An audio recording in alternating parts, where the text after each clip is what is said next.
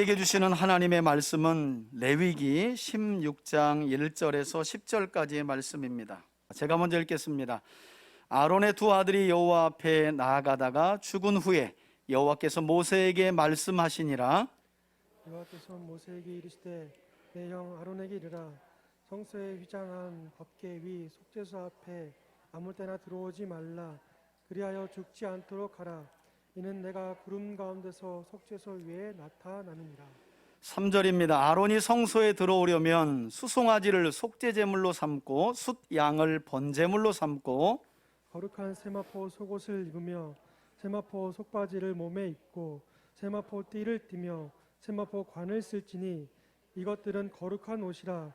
물로 그의 몸을 씻고 입을 것이며 이스라엘 자손의 회중에게서 속죄제물로 삼기 위하여 숫 염소 2마리와 번제물로 삼기 위하여 숫양 1마리를 가져갈지니라.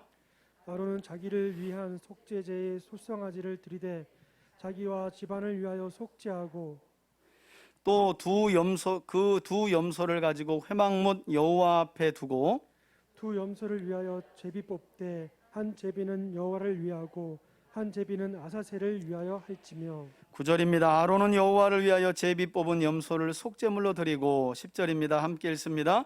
아사셀을 위하여 제비 뽑은 염소는 산채로 여호와 앞에 두었다가 그것으로 속죄하고 아사셀을 위하여 광야로 보낼지니라. 아멘. 예, 할렐루야. 예, 가정의 달에 맞게 자연이 푸르른 것을 보면 제 마음도 푸르러지는 것 같아서 참 좋더라고요. 하나님 보시려고 자연을 이렇게 푸르르게 하셨을까? 아마도 하나님의 형상을 따라 만들어진 우리 보라고, 그래서 우리 마음도 좀 더 푸르러지라고 하나님이 5월을 주신 것이 아닌가 하는 생각을 해봅니다. 오늘도 주님의 말씀을 따라 마음과 뜻과 힘을 다해 하나님을 경외함으로 예배하는 우리 3대 가족들에게 우리 지난주 함께 나누었죠. 하나님의 영광의 임재의 불, 은혜의 불이 여러분들에게 임하기를 바라고요. 아울러서 가정의 달 여러분들의 가정에도 하나님의 임재의 뜨거운 은혜가 충만하길 주의 이름으로 다시 한번 축원해 드립니다. 여러분, 오늘 우리가 함께 읽었던 본문의 말씀, 레위기 16장의 말씀은 제사장 나라와 거룩한 백성의 삶을 살아가야 할 이스라엘 백성들에게 거룩한 삶을 회복하는 방법으로 가르쳐 주신, 히브리어로는 이럴 때 아니면 언제 우리가 히브리어를 따라해 보겠어요? 한번 따라합시다. 욤 키프루. 예, 속죄일 하면 욤 키프루라고 불러요. 그래서 오늘 본문은 우리가 흔히 부르는 대속죄일에 관한 규례입니다. 성경에는 사실 대라는 말은 없어요. 그냥 1년에 한 번 절기로 7월 10일이 되면 유대력으로 말하는 겁니다. 우리 양력이 아니라 애굽에서 출애굽한 날을 기준으로 하는 새로운 달을 기점으로 7월 10일이 되면 유대인들은 욤 키푸르라고 하는 속죄일을 지나게 되는데, 그 규례가 오늘 본문의 말씀입니다. 여러분, 지금까지 우리는 하나님께서 레위기의 말씀을 통해 전체가 거룩에 대한, 왜 그럴까요? 제사장 나라와 거룩한 백성으로 애굽에서 구원받은 이스라엘 백성들의 사명은 바로 거룩한 삶을 살아가야 할 사명이 있기 때문에, 거룩한 삶을 살아감으로 하나님의 이름과 거룩함을 드러내야 하기 때문에 하나님은 레위기 전체 안에서 거룩에 관한 말씀을 일관되게 해오셨습니다. 서두에는 거룩하게 되는 5가지 제사법, 그래서 번제, 소제, 화목제, 속죄제, 속건제에 대한 말씀을 주셨고요. 그 제사를 집례할 제사장들, 곧 아론과 그의 아들들을 구별하셔서 기름 부어 위임하시는 위임식에 대한 내용이 설명되고, 그리고 그 후에는 제사장 나라와 거룩한 백성으로 부름받은 이스라엘 백성들이 개인과 공동체 안에서 거룩하고 정결한 삶을 살아가도록 하기 위해서 11장에 보면 먹는 것까지도 하나님이 구별되어야 된다는 거예요. 사실 오늘날 같은 경우에는 우리가 너무 무분별하게 많이 먹기 때문에 안 먹어서 문제가 아니라 많이 먹어 문제가 되기도 하고요, 먹지 말아야 할 것들을 분별하지 못하고 먹음으로 건강에 해가 되는 경우가 많습니다. 그래서 하나님은 제사장 나라와 거룩한 백성으로 부름받은 이스라엘 백성들에게 먹거리부터 이야기하시죠. 세상 사람들과 달라야 된다는 거예요. 저도 청년 시절에 교회를 다니면서 꼭 우리 목사님이 영화야, 너 개고기 먹냐? 하고 이 복날되면 뭐 개고기를 먹는 자체가 성경적이다 비성적이다 그렇게 말하는 건 아니에요. 근데 제가 다녔던 교회에 아주 유명한 개고기집, 우리 성도님이 다니셔서 여름철마다 이제 저는 가면 이제 삼계탕을 대접받았고, 담임 목사님과 이제 우리 남집사님들은 개고기를 대접받았는데, 여튼 아무튼 이렇게 미원을 아낌없이 두는 걸 보고서 삼계탕은 절대 금물이군. 난 국자로 그렇게 하얀 가루가 많이 들어가는 건 처음 봤어. 그러니까 그렇게 감칠맛이 있나 봐. 그래서 여러분, 해드리려면 사다가 여러분들이 과서 드리세요. 사다가 하는 게 편하기는 하지만 난 그렇게 하얀 가루를 국자로 아낌없이 퍼주는 건 난 처음 봤어. 다 교인이 같이 다니니까 이제 주방도 볼 수 있고 그래서 봤는데, 그래서 그 뒤로는 그냥 어쨌든 뭐 그 전에도 그랬지만 안 먹게 되더라고요. 여튼 먹는 것부터가 달라야 된다는 거예요. 이전에 제가 오후 예배 때 그런 다큐멘터리도 여러분들에게 보여드렸잖아요. 가급적이면 마일리지가 짧은 거. 마일리지가 짧다는 건 여러 유통 과정을 거쳐서 공장을 거쳐서 우리 입으로 들어가는 건 우리 건강이 그다지 그렇게 좋지가 않아요. 밭에서 바로 나올 수 있는 거. 근데 문제는 우리 아이들이 점점 그것과 거리가 먼 삶을 우리도 살고 있다는 거예요. 그래서 하나님은 구원받은 백성의 먹거리부터 해서요, 몸가짐도 이야기하시죠. 그래서 몸과 건강을 잘못 관리해서 부정하게 되는 일이 없도록, 부정하게 되었다면 다시 정결하게 되는 규례가 무엇인지에 대해서도 아주 길게 설명을 해주셨고요. 심지어는 집안의 가옥의 청결 문제까지도, 예를 들어 곰팡이 같은 것들이 있어서 이스라엘 백성들의 건강을 해칠까봐 하나님은 집의 청결 문제까지도 세심하게 설명을 해 주신 내용을 우리가 오늘 본문 앞선 내용까지 함께 묵상하며 살펴보았습니다.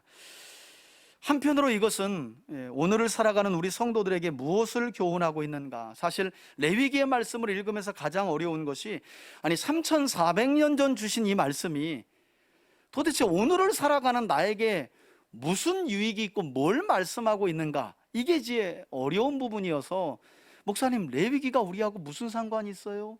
라고 종종 질문하시는 분들이 있어요.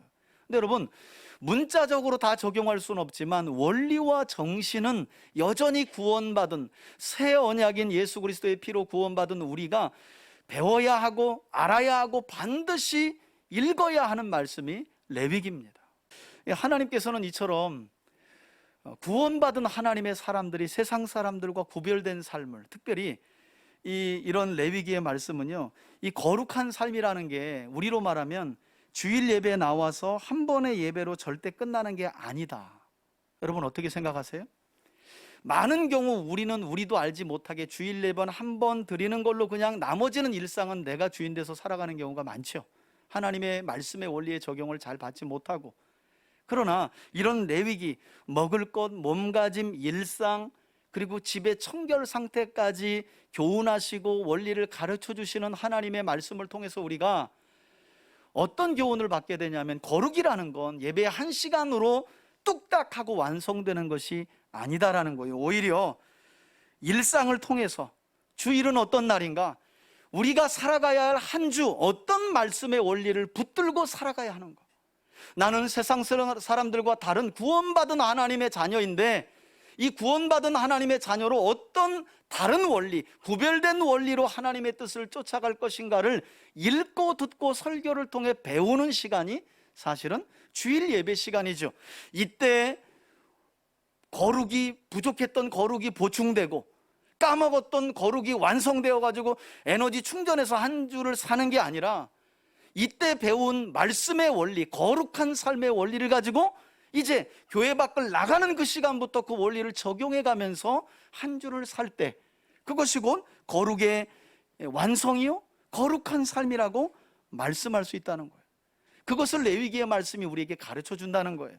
거룩이라는 건 그냥 제사로 나와 하나님께 제물 떡하니 던져드리고 오케이 사인 받으면 그냥 거룩하다, 이게 아니라는 거죠. 여러분, 구약의 이스라엘 백성들의 역사가 왜 이렇게 고통스러웠나요? 결국 그들은 제의적인 거룩에 빠졌죠.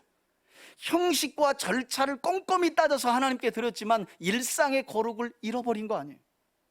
일상에서 하나님의 말씀을 집어 던진 것 아니었어요? 그래서 하나님이 우리 예수님도 이 땅에 오셔서 뭐라고 그래요? 성전을 보고, 그때 성전은 여러분 제물 드릴 사람들로 발 디딜 틈도 없이 많았습니다. 인산인해를 이루었어요. 그러면 하나님은 기뻐하셔야 되잖아요. 예배자가 그렇게 많고 수많은 사람들의 행렬을 이어서 제물을 드리겠다고 하는데 주님은 강도의 소굴이다 이렇게 말해요.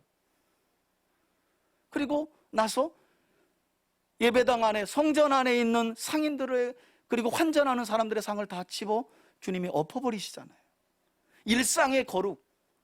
우리가 가인과 아벨 이야기했지만 왜 가인의 제물을 받지 않으셨나요? 하나님의 말씀을 쫓아 살아가는 일상의 거룩이 없이 그저 그냥 그 시간을 하나님 앞에. 그래서 레위기의 이런 말씀은 우리에게 거룩이라는 것이 결국 주일 예배로 시작해서 남은 우리의 한 주간의 삶, 일상을 통해 이루어져 간다라는 사실을 우리에게 가르쳐주고 있는 거예요. 저는 그런 점에서 오늘도 이 레위기의 16장의 말씀이 저와 여러분들이 한 주를 살아가는 거룩한 삶의 원리와 지침이 될 수 있기를 주의 이름으로 축복합니다. 그리고 그대로 순종했을 때 하나님이 약속 그대로 여러분들을 지키시고 보호하시고 구원하시며 축복해 주시기를 간절히 소원합니다. 그게 우리가 주일 예배를 드리는 이유와 목적입니다. 여러분, 구약학자에 따르면 오늘 이 시간 우리가 함께 살펴볼 속죄일에 관한 말씀은요, 레위기의 말씀 중에서도 가장 중요한 말씀, 그래서 학자들 조금 어렵게 불러요. 율법의 지성소다 이렇게 부릅니다. 별 감동이 없죠? 그런데 학자들은 이 말을 하면 멋진 말이다 이렇게 말합니다.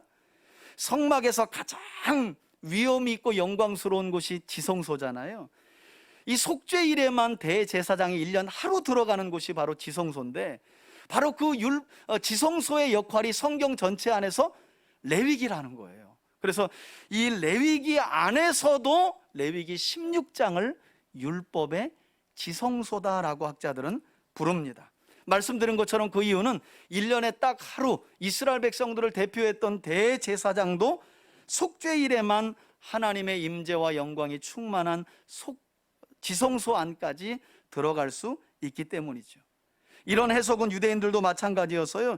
유대인들은 지금까지도 속죄일이 되면 그들의 회당에 모여가지고 레위기 전체 안에서 16장을 읽고 묵상하며 우리의 죄를 대속해 주셨던 하나님의 은혜를 기억하며 절기를 보낸다는 거예요. 자, 그럼 하나님의 용서와 죄사함을 이스라엘 백성들에게 가르쳐주고 그로 인해 거룩을 회복하도록 하기 위해 주신 속죄일에 관한 말씀을 통해 오늘 이 시간을 살아가는, 오늘을 살아가는 우리에게 하나님은 과연 무엇을 말씀하고 계신가? 우리 본문 1절부터 함께 좀 살펴보기를 원하는데요. 1절 보시겠어요? 아론의 두 아들이, 시작부터가 어떻게 이렇게 제가 꽉 깨맞춘 건 아닌데 지난주에 또 살펴봤던 말씀이 서두에 시작이 돼요. 아론의 두 아들이 여호와 앞에 나아가다가 죽은 후에, 여러분 이것은 우리가 지난주에 살펴본 대로 아론의 두 아들 나답과 아비후의 죽음을 말씀하고 있는 것이죠. 그래서 정황상으로 볼 때 이 나답과 아비후가 죽은 지 얼마 되지 않았을 무렵 이렇게 하나님께서 모세에게 말씀하셨던 것으로 보여요. 그런데 중요한 것은 이 사건은 10장에서 있었던 사건인데, 그리고 11장부터 정결규례를 여러 차례 말씀하신 이후에 왜 16장 속죄일을 말씀하시며 10장에 있었던 그 끔찍한 사건을 다시 주님이 다시 거론하고 계시냐는 거예요. 이 속죄일에 대한 규례를 그냥 가르쳐 주시면 되는데 그 시작을 왜 나답과 아비후의 죽음 이야기로 꺼냐는 거예요. 경고를 삼으시기 위해서예요. 특별히 속죄일에 관한 규례는요, 제사장들이 반드시 알아야 하거든요. 백성들이 뭘 할 건 많지 않아요. 전부 다 제사장들이 해야 될 일입니다. 중요한 건 대제사장들 자신들의 죄뿐만 아니라 백성들의 죄를 가지고 하나님께 나아가는 아주 중요한 날이기 때문에 그들이 하나님의 말씀대로 행하는 게 너무 중요한 거예요. 그래서 그 규례의 시작을 나답과 아비후, 여호와께서 명하지 않은 다른 불을 가지고 갔다가 하나님께로부터 나온 불에 타 죽은 그들 이야기로 시작을 하고 있다는 거예요. 왜? 속죄일에 대한 규례가 그와 같이 엄중한 말씀이며 사람이 죽을 수도 있고 살 수도 있는, 대제사장 한 사람이 아니라 이스라엘 백성들 전체가 살 수도 있고 죽을 수도 있는 그런 문제이기 때문에, 그와 관련한 말씀이기 때문에 하나님께서는 속죄일에 관한 규례를 말씀하시며 나답과 아비후의 이 끔찍한 죽음 사건을 다시 한번 서두에 꺼내셨다는 거예요. 그러면서 2절 보세요. 이때 여호와께서 모세에게 말씀하십니다. 내 형 아론에게 이르라. 어떤 말씀을 전하라고 명하십니까? 성소 휘장 안, 여기를 지성소라고 말합니다. 거기에 있는 법궤 위, 이것을 시은좌, 그러니까 하나님의 율법인 십계명이 담겨진 이 언약궤의 뚜껑을 속죄소라고 부르는데요, 이 속죄소 앞에는 아무 때나 들어오지 말라는 거예요. 왜냐? 그리하여 죽지 않도록 하라. 이는 내가 구름 가운데서 어디 위에 나타난다고요? 속죄소 위에. 그래서 여러분, 언약궤의 뚜껑에 해당하는 속죄소는 하나님의 임재 장소, 하나님의 은혜를 베풀어 주는 장소. 그래서 우리 선조들은 이 속죄소를 또 다른 말로 시은좌라고 불렀어요. 하나님의 은혜를 베풀어 주시는 장소, 하나님의 임재가 임하는 장소. 일부 학자들은 이 2절을 근거로 아마도 나답과 아비후가 10절 그 사건 이후에 들려진 말씀, 제사장들은 술 취한 채 성막 안에 들어가서 사역하지 말라라는 말씀을 근거로 술이 취했던 것 아닌가. 그리고 이 말씀을 근거로 해서 또 하나를 추가하는 거죠. 술 취해가지고 이들이 어디로 들어간 것 같아요? 지성소로 들어간 것 같아요.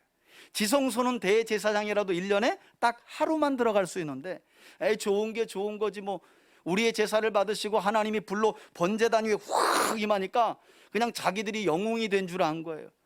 그리고 하나님을 우습게 여겨서 명하지 않은 다른 불을 가지고 아마도 술에 취한 채 지성소 안까지 들어간 것이 아닌가. 그러다가 하나님으로부터 나온 불, 그 불에 타 죽은 것이 아닌가. 물론 이것은 추측에 불과하고요. 여하튼 이렇게 대제사장은 1년 중에 단 하루, 곧 속죄일에만 지성소 안으로 들어가서 자신과 이스라엘 백성들의 죄를 속죄받을 수 있는 날이 바로 속죄일이었다는 거예요.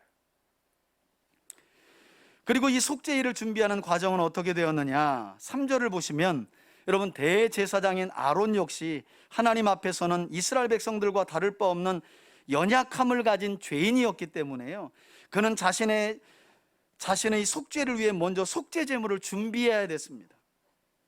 아론 자신도 사람이잖아요. 레위 지파의 자손이잖아요. 그래서 백성들의 죄를 대신하기 위해서 먼저 자신의 죄를 속죄받기 위한 제물을 준비해야 됐다는 거예요. 3절 보시겠습니까? 아론이 성소에 들어오려면 수송아지를 속죄 제물로 삼고, 그리고 숫양을 번제물로 삼고 그래요. 여러분, 그래서 신약 성경 중 히브리서 기자는 구약의 대제사장인 이 아론, 사실 민수기에 보면 이 특권 때문에 다른 레위 지파 고하세 후손 고라가 반역을 일으키기도 했잖아요. 왜 아론만 대제사장을 해먹으면서 저렇게 특권을 갖냐, 돌아가면서 해먹자, 이 정도로 제사장과 대제사장이라는 직분은 특권의 직분이었어요. 그럼에도 불구하고 성경은 뭐라고 이야기하느냐? 대제사장이 특권을 가진 직분인 것만은 분명하지만 그들도 연약한 인간이었다는 거예요. 그래서 백성들을 속죄하기 위해 먼저 자신들을 위해 하나님 앞에 죄를 용서받았어야 되는 거예요. 그래서 속죄물을 준비해야 했다는 거죠. 그래서 신약 성경을 보면 히브리서 기자가 이런 연약함을 가진 대제사장 아론과 영원한 대제사장이신 예수 그리스도를 비교하면서 어떤 말씀을 한 일이 있느냐? 여러분, 오늘은 속죄일에 관한 말씀과 더불어서 신약의 말씀을 함께 병행해야 저와 여러분들이 본문의 말씀을 정확하게 이해할 수 있는데요, 우리 히브리서 5장 1절에서 7절까지의 말씀을 앞에 보시고 천천히 함께 한번 읽습니다. 자, 지금 어떤 단락에 와 있냐면 구약의 제사 속죄일이에요. 대제사장이 이 모든 속죄일을 주관하는데, 이스라엘 백성들의 죄를 1년에 딱 하루 속죄일 날 하나님 앞에 나아가서 대신 속죄하는 거예요. 그러나 조건이 있죠. 백성들의 죄를 속죄하기 전에 제사장은 먼저 누구의 죄를? 자신의 죄를. 이걸 기억하시면서 오늘 본문 말씀을 읽으셔야 된다는 거예요.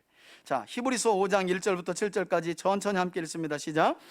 대제사장마다 사람 가운데에서 택한 자이므로, 이거 누구 말이에요? 아론이죠. 아론과 아론의 아들들. 계속 읽습니다. 하나님께 속한 일에 사람을 위하여 예물과 속지 않은 제사를 드리게 하나니, 2절입니다. 그가 무식하고 미혹된 자를 능히 용납할 수 있는 것은, 이 말은 백성들을 위해서 속죄할 수 있는 것은, 자, 그리고 자기 자신도 속죄해야 하는 이유는 계속 읽습니다. 자기도 연약함에 휩싸여 있음이라. 3절입니다. 그러므로 백성을 위하여 속죄제를 드림과 같이 또한 자신을 위하여도 드리는 것이 마땅하다는 거예요. 아론도, 대제사장도 연약한 인간이기 때문에, 범죄하기 때문에. 4절입니다. 그러나 이 존귀는 아무도 스스로 취하지 못하고 오직 아론과 같이 하나님의 부르심을 받은 자라야 할 것. 연약함을 가진 대제사장이지만 그 직분 자체는 하나님이 주신 거라는 거예요. 특별하다는 거예요. 자, 보세요. 하나님이 부르셔서 특별하지만 구약의 대제사장인 아론은 자기가 죄를 지으며 살 수밖에 없는 연약함을 가졌어요. 그럼에도 불구하고 자기를 위해 먼저 속죄하고 이스라엘 백성들을 위해 속죄할 수 있는 특권을 하나님이 주신 거죠. 그러나 그런 아론과 대제사장, 영원한 대제사장으로 오신 예수님은 차원이 다르다는 거예요. 그걸 설명합니다. 그 내용이 5절부터입니다. 함께 읽습니다. 시작. 또한 이와 같이 그리스도께서 대제사장 되심도 스스로 영광을 취하심이 아니요 오직 말씀하신 이가 그에게 이르시되 너는 내 아들이니 내가 오늘 너를 낳았도다 하셨고, 또한 이와 같이 다른 데서 말씀하시되 내가 영원히 멜기세덱의 반차를 따르는 제사장이라 하셨으니. 7절입니다. 그는 육체에 계실 때에 자기를 죽음에서 능히 구원하실 이에게 심한 통곡과 눈물과 간구와 소원을 올렸고 그의 경건하심으로 말미암아 들으심을 얻었느니라. 아멘. 자, 이어서 바로 우리 7장 24절 28절 히브리서 함께 보도록 하겠습니다. 여기까지 읽으면 오늘 본문과 비교하면서 어떤 차이가 있는지를 우리가 분명히 알 수 있어요. 24절부터 읽습니다. 시작. 예수는 영원히 계심으로 그 제사장 직분도 갈리지 아니하느니라. 여러분, 아론이 죽으면 아론의 제사장직을 누가 이어요? 예, 아론의 아들들이. 그리고 아론의 아들들이 죽으면 어떻게 해요? 그 아들들이 그래서 계속 이어가는 거예요.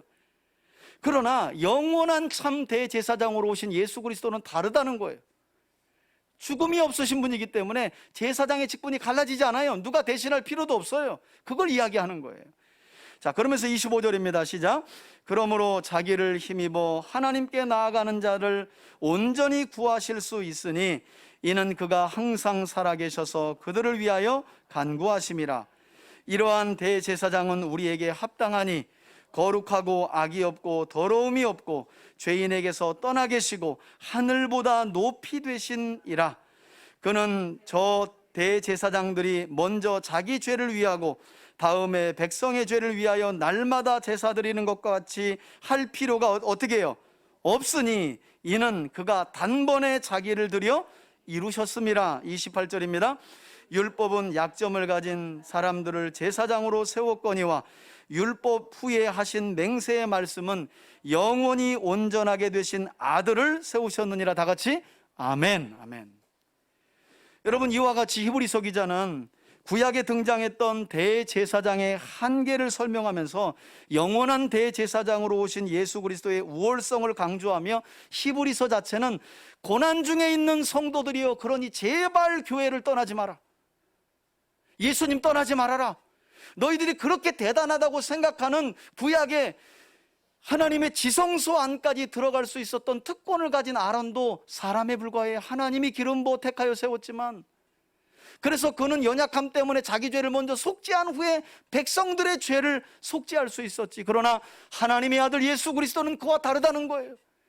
자기를 위해 속죄할 죄가 없으시다는 거예요. 오히려 그분은 자기 자신을 대속제물로 드려서 단번에 영원한 속죄의 제물이 되어서 우리의 죄를, 하나님을 믿는 모든 사람들의 죄를 완전히 해결했다라고 하는 것이 조금 전 우리가 읽었던 히브리서 기자의 이야기예요. 그러니 누굴 바라볼 것인가? 구약의 아론을 바라볼 것인가?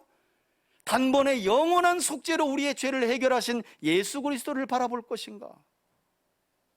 저는 우리 3대 가족들이 이와 같이 자기 자신을 위하여 속죄할 필요가 없으신 하나님의 아들 예수 그리스도를 하나님께서 여러분들을 위해, 여러분들의 죄를 속죄하기 위해 이 땅에 보내주신 영원한 대제사장이심을 믿고 확신하길 바라고요. 대제사장이신 예수 그리스도로 말미암아 여러분들의 죄가, 우리의 죄가 단번에 영원히 속죄되었다는 사실도 이 시간 다시 한번 믿고 확신하길 주의 이름으로 축원해 드립니다. 누구도 그래서 정죄할 수 없다고 이야기하잖아요. 사도 바울은 로마 교회에 보내는 편지에서 기근이나 적신이나 위험이나 칼이나 환난이나 그리스도의 사랑에서 끊을 수 없다고 말해요. 왜? 단번에 영원한 속죄의 제물로 그리스도께서 자신의 생명을 십자가에 내어주셨기 때문에 이제 우리는요, 또 다른 속죄 제물이 필요 없어요. 여러분들이 죽을 필요도 없어요.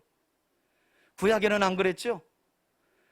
제사장이 바뀔 때마다 자신의 죄를 속죄할 필요가 있었고요, 속죄할 때마다 제물은 계속 죽었어야 했어요. 그러나 이제는 그럴 필요가 없다는 거예요.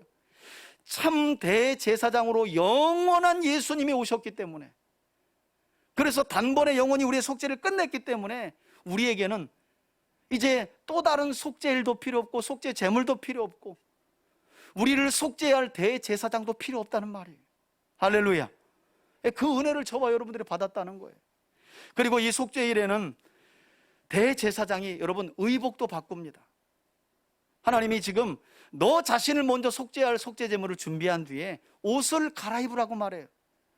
평소에 대제사장은 에봇이 달린 청색깔, 하나님을 대표하는 청색깔의 옷을 입었어요. 그러나 이 속죄일만은 여러분 4절을 보시면 세마포라는 말이 반복되죠. 이것은 흰색 빛깔을 띤 옷이에요. 순결을 상징하는 거죠. 죄의 용서함을 보여주는 거예요. 그래서 이때 대제사장은 화려하게 늘 입었던 에봇이 붙은 옷을 내려놓고 세마포로 된, 4절을 보시겠어요? 거룩한 세마포 속옷을 입으며 세마포 속바지를 몸에 입고 세마포 띠를 띠며 세마포 관을 쓸지니 이것들은 거룩한 옷이라. 그리고 평소 같으면 제사를 지낼 때 제사장들이 손과 발만 씻거든요. 물두멍에서 손과 발만 씻고 성막 안으로 들어가요. 그러나 속죄일에는 다릅니다. 온 몸을 깨끗이 닦아야 했어요. 온 몸을. 그리고 5절에 보시면 이스라엘 자손의 회중에게서 이렇게 자기 자신을 위하여 먼저 속죄물과 번제물을 준비하고 옷까지 거룩한 세마포 옷으로 갈아입고 나서 그때서야 백성들을 위한 속죄물을 준비할 수 있는 거예요. 그 내용이 5절입니다. 이스라엘 자손의 회중에게서 속죄물로 삼기 위하여 숫 염소 몇 마리요? 2마리와 번제물로 삼기 위하여 역시 숫양 1마리를 가져갈지니 라고 말씀합니다. 자, 그리고 나서 그 다음 절차는 어떻게 진행되었느냐? 속죄일의 자세한 절차는 사실은 11절 이후에 나와 있고요, 기본 절차를 하나님이 6절에서 10절까지 핵심적인 내용만 먼저 가르쳐주고 있어요. 자, 지금 대제사장인 아론은 연약한 자기 자신의 죄를 속죄하기 위해 속죄 제물과 번제물을 준비했어요. 그리고 죄 용서함을 상징하는 거룩한 세마포 옷, 흰색깔의 옷을 교체하고 갈아입었습니다. 그리고 나서 백성들을 위한 속죄의 제물을 준비한 후죠. 그리고 나서 이제 어떻게 해야 되느냐? 6절 보세요. 아론은 먼저 앞서 설명드렸던 것처럼 자기를 위한 속죄제의 수송아지를 드리되, 하나님 앞에 드리되 자기와 자기 집안을 위하여 어떻게 하고요? 속죄하고. 자, 이때 대제사장 아론은 어떤 방법으로 자신의 죄를 속죄했느냐? 준비된 수송아지의 피를 가지고요, 먼저 자신의 죄를 용서받기 위해 지성소 안으로 들어가서 지성소 안에 있는 언약궤의 덮개인, 아까 하나님이 구름 가운데 어디 위에 임하신대요? 속죄소. 그 위에 피를 7번 뿌립니다. 누구의 죄를 용서받기 위해서? 자기 죄를 용서받기 위해서. 성경을 조금 읽은 분들이 대속죄일의 대제사장은 1년에 딱 하루 대속죄일 날 한 번 들어간다라고 하는데, 여러분 아닙니다. 한 번 들어가면 큰일 나요. 이스라엘 백성들은 전부 다 죽습니다. 한 번 들어가는 것은 누구의 죄를 속하려고? 대제사장 자신의 죄를 용서받으려고 준비된 제물을 잡아서 피를 가지고 가서 언약궤 뚜껑 위에다가 7번 뿌리는 거예요. 이것이 무엇을 의미한다고 학자들은 이야기하느냐? 여러분, 이 언약궤에는 아론의 쌍난 지팡이도 있고 만나 항아리도 있고 10계명이 있지만 핵심은 율법이 담겨져 있다는 거예요. 무엇을 뜻하냐면 대제사장 아론이라도 율법이 고발하는 죄의 고발을 이길 수 없다는 거예요. 왜? 연약한 죄인이니까. 그 율법은 모든 인간을 정죄합니다. 넌 이렇게 율법을 지키지 못함으로 죄인이야. 대제사장도 그 정죄에서 피할 길이 없어요. 그런데 놀랍게도 그 율법이 담겨진 덮개 위에 뭘 뿌린다고요? 피를 뿌리는 거예요. 그리고 그 위에 누가 임하세요? 하나님이. 뭐 하시겠다는 거예요? 그 죄를 용서해 주시겠다는 거예요. 그것을 상징하는 의미로 대제사장은 잡은 제물의 피를 가지고 하나님의 임재가 임하는 속죄소 시은 자 위에다가 피를 7번 뿌리면서 자기 죄를 용서받는 거예요. 그리고 이 모든 과정이 진행되는 동안 대제사장 옷에는 방울이 달려 있습니다. 방울. 그래서 속죄일에 대제사장이 성막 안으로 들어가잖아요. 그럼 그때부터 딸랑딸랑 방울이 들려있어요. 근데 방울 소리가 끝이잖아요. 대제사장이 뭔가 하나님의 말씀을 따라 행하지 않은 거예요. 그러면 죽은 거예요. 그럼 어떻게 하느냐? 끈으로 대제사장의 몸에 끈을 달아 놓습니다. 왜? 들어가면 죽으니까. 방울 소리가 한참을 지나도 안 나요? 그럼 이제 끈을 잡고 다니는 거예요. 그러면 대제사장이 뭔가 하나님의 말씀을 따라 하나님을 섬기지 않은 결과로 대제사장은 죽는 겁니다. 그리고 방울 소리가 계속 진행되는 동안은 대제사장의 속죄와 이스라엘 백성들의 속죄가 진행되고 있기 때문에 백성들이 흥분 가운데 기대합니다. 우리 죄가 속죄되고 있구나. 하나님이 시은 자의 힘에서 우리의 모든 죄를 용서해 주시고 있구나. 그 소리가 소리로 들리는 거예요. 딸랑딸랑 이렇게. 하나님 우리 죄를 용서해 주고 계시구나. 대제사장이 지금 속죄에 대한 규례를 잘 지키고 있구나. 그리고 이렇게 자신의 죄를 용서받기 위해 속죄를 마친 대제사장은 이제 이스라엘 백성들의 죄를 속죄받기 위해서 기본 절차로 어떤 과정을 거치냐면 7절 보시겠어요? 또 두 염소를 가지고 회막문 여호와 앞에 두고, 이제 8절에 나와 있는 말씀이 구약 성경 안에 유일하게 여기만 나와요. 아사셀을 위하여라는 말이 잘 모르겠죠, 그죠? 들어보세요. 두 염소, 지금 백성들을 위한 속죄 절차로 들어가는 겁니다. 제비를 뽑되 한 제비는 여호와를 위하고, 이건 알겠어요. 죽여서 역시 그 피를 가지고 속죄소 안으로 들어가서 7번 뿌리는 거예요. 여호와를 위하고. 그러나 한 제비 뽑은 염소는 누구를 위하여? 아사셀을 위하여 할지며, 그래요. 말씀드린 것처럼 이스라엘 백성들의 속죄를 위해 염소 2마리가 준비되는데 제비를 뽑는 거예요. 그래서 제비 뽑아서 먼저 뽑힌 염소는 하나님 앞에 죽여서 제물로 드리는 거예요. 속죄의 제물로. 그리고 또 한 마리는 아사셀을 위한 속죄의 제물로 남겨둬요. 자, 내용을 읽어보면 이해가 됩니다. 9절 보시겠어요? 자, 이렇게 준비하고 아론은 여호와를 위하여 제비 뽑은 염소를 속죄 제물로 드리고 죽인 거죠. 10절에 아사셀을 위하여 제비 뽑은 염소는 산채로 여호와 앞에 두었다가 그것으로 뭐하고, 그러니까 2마리 염소가 다 무슨 성격이 있는 거예요? 속죄의 성격이에요. 한 마리만 죽여서 여호와 앞에 대제사장이 가져가서 속죄소 위에 뿌리면 그게 속죄가 되는 게 아니라 2마리 다 속죄의 성격인데, 한 마리는 죽여 그 피를 속죄소 위에 뿌림으로 속죄받고, 남은 한 마리는 거기 보니까 어디로 보내면서 속죄를 이룬대요? 광야로 떠내보낸다는 거예요. 이 말이 구약에서 유일하게 여기 한 군데 나와요. 그리고 지금까지도 학자들은 다양한 의견을 제시하고 있어요. 도대체 이게 아사셀을 위한다는 게 뭐냐? 아니, 여호와를 위한 속죄가 완성되면 됐지 왜 한 마리를 남겼다가 광야로 이스라엘 진영에서 멀리 떠나보내는 그런 일종의 퍼포먼스를 진행하냐는 거예요. 여러분 들어보시면 알겠지만 이게 연약한 이스라엘 백성들을 위한 하나님의 배려의 배려. 그럼 무슨 말인가 하면 아사셀이라는 말은요, 광야로 떠나보내는 염소라는 의미가 있는데요, 이스라엘 백성들은 이 의미를 살리기 위해서 바벨론 포로에서 돌아온 이후에는 이 속죄일에 아사셀을 위한 속죄물을 어떻게 처리했다고 하냐면, 한 마리는 제비 뽑아 하나님 앞에 죽여서 드리고 속죄물로, 그리고 한 마리는 어떻게 한다고요? 광야로 떠내보내는 건데, 이게 무엇을 상징하냐면 그 광야로 떠나보내는 염소, 그 제물 위에 이스라엘 백성들의 모든 죄가 전가되어서 이스라엘 진영으로부터 그 염소를 어떻게 해요? 멀리 떠나보내는 거예요. 무슨 의미가 있을까요? 이제 너희는 너희가 지은 죄로부터 어떻게 해요? 상관없어. 그렇죠. 해방되었어. 너희의 모든 죄는 저 아사셀을 위한 염소가 지고 광야로 갔어. 이제 이스라엘 진영은 거룩해졌고 정결해졌어. 그러니 하나님 만나기를 두려워하지 마. 이런 의미에서 하나님이 아사셀 염소라는 속죄 제물을 준비하셨다는 거예요. 문제는요, 성경에는 안 나와 있는데 이 아사셀 염소가 이스라엘 진영으로부터 멀리 가면 갈수록, 그리고 나중에 찾으러 갑니다. 그리고 죽음을 확인해요. 광야에서 죽죠. 그 땅 끝에 어떻게 염소가 살겠어요? 그러면 이제 우리를 위한 속죄가 어떻게 완성되었구나 하고 이스라엘이 다 좋아하는데 갑자기 나갔던 염소가 풀 찾아서 다시 들어와. 그러면 이제 골치 아픈 거잖아요. 아니, 이스라엘 백성들의 죄를 짊어진 이 아사셀을 위한 염소가 갔다가 다시 매하면서 돌아와. 그래서 어떻게 했느냐, 유대 전승에 보면요, 후대에 바벨론에서 포로로 돌아온 이후에 유대인들은 이 속죄일이 되면요, 염소를 몰아요. 어디로 몰까요? 절벽으로 모는 거예요. 절벽으로 몰아서 그 염소를 어떻게 낭떠러져서 떨어뜨려 죽여요. 그래서 그 죽음을 보고, 아, 진짜 우리의 죄를 아사셀 염소가 쥐고 갔구나.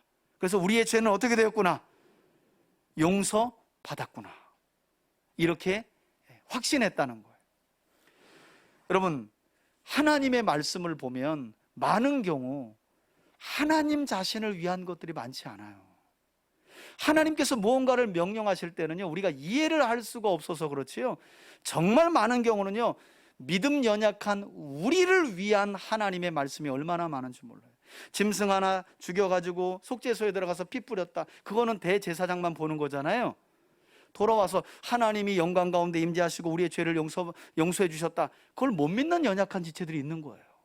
그래서 다시 한번 제사장이 나오면 이스라엘 백성들의 죄를 아사셀을 위한 예비된 염소 위에다 전가시켜서 한 해 동안 이스라엘의 죄를 이 염소 위에 전가합니다. 주님, 우리의 죄를 용서해 주옵소서 하고 떠나보내는 퍼포먼스를, 이제 우리의 죄는 우리와 거리가 멀다, 이스라엘 진영은 하나님이 함께 하시고 거룩하고 성결하게 되었다, 이걸 가시적으로 보여주시기 위한 의식이 이 아사셀을 위한 속죄의 의식이었다는 거예요. 오늘도 저와 여러분들이 그리스도의 피로 죄 용서함을 받았다는 사실을 못 믿으면 오늘도 저는 염소를 여기서 또 떠나보내야 되는 거예요. 여기서. 그런 퍼포먼스.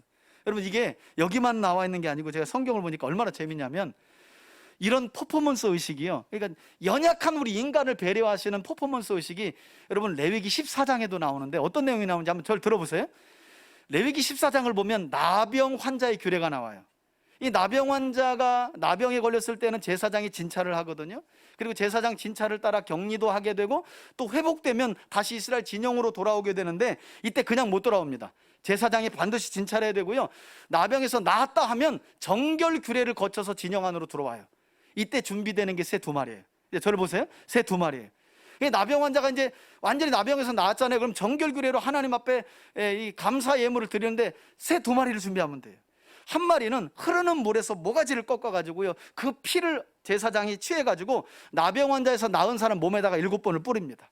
7은 하나님의 숫자예요. 완전해졌다, 이렇게 뿌려요. 그리고 나서 한 마리는 어떻게 할까요? 성경에 보니까 들에 가서 어떻게 날려줘요. 뭘 말할까요?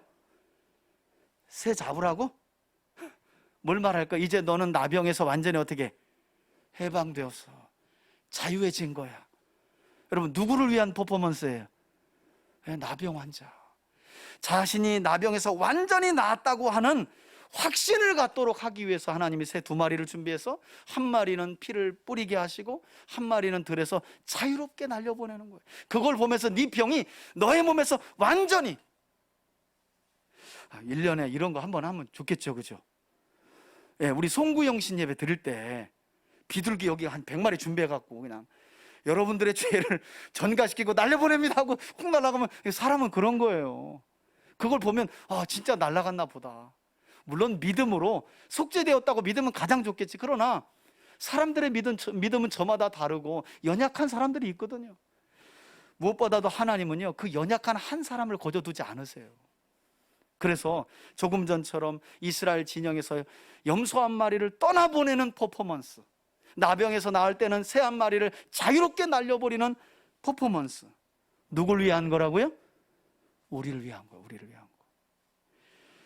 자, 그리고 오늘 본문 후반절에 나오는 16장 29절을 보시면 이 속죄일에 어떤 규례가 첨가되어 있냐면요, 이렇게 말해요. 하나님께서 모세를 통해 속죄일에는 이스라엘 백성들 모두가 스스로 자신을 괴롭게 해야 된다라고 말해요. 유대인들은 이 스스로 자신을 괴롭게 하라는 속죄일에 관한 명령을 어떻게 해석하냐면요, 금식하라라는 말씀으로 이해해가지고요, 속죄일에는 하루 유대인들이 금식을 하며 고행에 동참한다고 그래요. 왜? 1년 동안 자신들이 알게 모르게 지은 모든 죄가 용서받는 날이니까 금식을 통해 자기 자신을 정말 돌아보는 거예요. 사실 송구영신 예배 같은 경우도 우리가 이렇게 하루 좀 금식하면서 묵은 하를 돌아보고 새로운 하를 맞이하면 사실 가장 좋겠죠, 그죠? 여러분, 오늘 우리가 함께 살펴봤던 이 속죄일에 관한 규례는 이처럼 구약시대에 세워졌던 인간 대제사장의 한계와 연약함을 우리에게 가르쳐주고 있을 뿐만 아니라 그와 동시에 자연스럽게 우리로 하여금 자신의 한계와 연약함을 위해 속죄할 필요가 없는 영원하고 완전한 대제사장 예수 그리스도를 바라보게 한다는 거예요. 뿐만 아니라 속죄일에 여호와를 위해 속죄제물로 드려진 이 염소나 아사셀을 위해 광야로 보내진 염소는 모두가 어린 양 되신 예수 그리스도의 대속을 통해 완전히 성취되었다고 성경은 우리에게 약속으로 보증하고 있는 줄 믿습니다. 우리에게는 더 이상 염소가 필요 없어요. 예수님이 자신의 몸을 대속제물로 드려서 그분이 피 흘려주심으로 우리가 속죄받고, 그분이 영문 밖, 여러분, 예수님이 왜 영문 밖, 예루살렘 영문 밖으로 나가셨느냐? 이게 아사셀을 위한 염소의 성취거든요. 골고다로, 영문 밖 골고다로 가셨잖아요. 그래서 세례 요한이 요한복음 1장 29절에 보니까 예수님을 가르쳐 그의 제자들에게 뭐라고 합니까? 보라, 세상 죄를 지고 가는 하나님의 어린 양이로다 그러죠. 이게 다 구약의 속죄일의 아사셀, 염소의 속죄와 관련된 내용들이에요. 예수님이 속죄의 규례에, 속죄일의 규례의 완성이 되시기 때문에 저는 우리 3대 가족 모두가 이 영원한 대제사장으로 이 땅에 오셔서 친히 자신의 몸을 대속죄물로 드려 우리의 죄를 단번에 그리고 영원한 속죄를 이루신, 그래서 속죄일의 규례를 완성하신 하나님의 아들 예수 그리스도를 오늘 이 말씀을 통해 다시 한번 마음속 깊이 새기고 생각해 볼 수 있기를 바라고요. 무엇보다도 이처럼 예수 그리스도의 십자가 대속을 통해서 우리들의 죄가 이미 2000년 전 골고다 영문 밖으로 아사셀 염소와 같이 가셔서 십자가에서 몸 찢겨 죽으시고 피 흘려 죽으신 예수님의 그 십자가 위에서 하나님의 우리를 향한 하나님의 심판이 그곳에 부어졌고, 그래서 저와 여러분들이 모든 죄로부터 완전하게 해방되고 용서되었다는 사실을 오늘 이 속죄일에 관한 규례를 통해 확신할 수 있기를 바라고요. 그래서 한 주간도 이 하나님이 베풀어 주시는 사죄의 은총 안에서 여러분 생각해 보세요. 1년 하루 매일 드리는 제사 말고 1년 하루라도 우리가 구약의 속죄일을 따른다면 그날은 어떻게 되겠어요? 정말 복잡할 겁니다. 염소 죽고 한 염소는 보내고 또 뭐 돌아오니 많이 어디 가서 떨어키니, 그런 복잡한 절차를 밟을 필요가 없어요. 왜? 예수님이 우리를 위해 십자가에서 피 흘려 죽으셨고 그분이 우리의 죄를 짊어지시고 영문 밖 골고다 십자가로 가셔서 우리의 죄를 위해 몸 찢기시고 피 흘려 죽으셨기 때문에, 할렐루야, 그 사죄의 은총을 한 주간도 충만하게 누리시기를 바라고요. 그 값없는 죄사함의 은혜를 여러분 가족과 또 이웃들에게 항상 증언하고 증거하며 살아가는 우리 3대 가족들이 되시기를 주의 이름으로 축원해 드립니다. 아멘. 이제는 우리 주 예수 그리스도의 은혜와 하나님 아버지의 사랑과 성령의 교통하심이 단번에 영원히 드려져 완전한 대속죄물이 되시고 자신을 위하여 속죄할 필요가 없는 흠없는 어린 양, 영원한 대제사장으로 오신 예수 그리스도를 다시 한번 깊이 마음에 새기고 그분을 묵상하고 그분을 생각하며 한 주간도 거룩한 주의 말씀을 따라 복된 삶을 살아가기로 소원하고 결단하는 우리 교우들 머리머리 위에 이제로부터 영원토록 함께 계실지어다. 아멘.